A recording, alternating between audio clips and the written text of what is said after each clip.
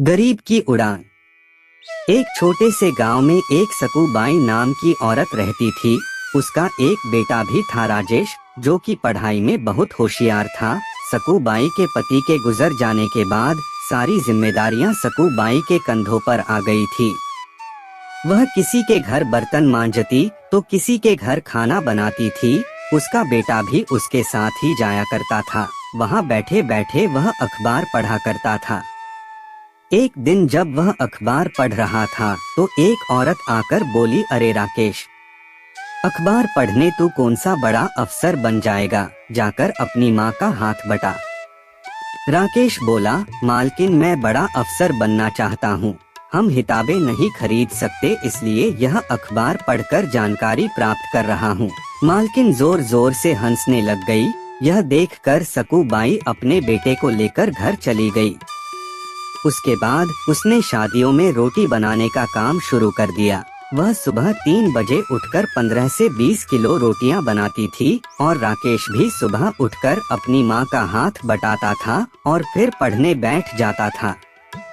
एक दिन वहाँ उनके मकान मालिक आए और बोले, क्या सकूबाई, तुम तो 3 बजे ही सुबह उठ जाती हो और बिजली जला लेती हो, या तो बिजली का बिल भरो या यह कमरा छोड़ दो।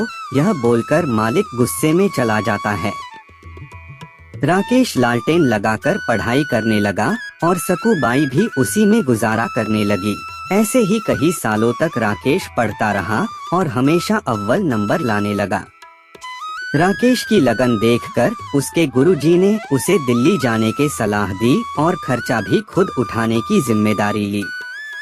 वह दिल्ली जाकर पढ़ाई करने लगा। एक दिन जब वह परीक्षा देने जा रहा होता है, तब उसे एक गाड़ी टक्कर मार जाती है। उसके सर पे और बाएं हाथ पर चोट लग जाती है। वह दाएं हाथ से लिखने का निर्णय लेता है।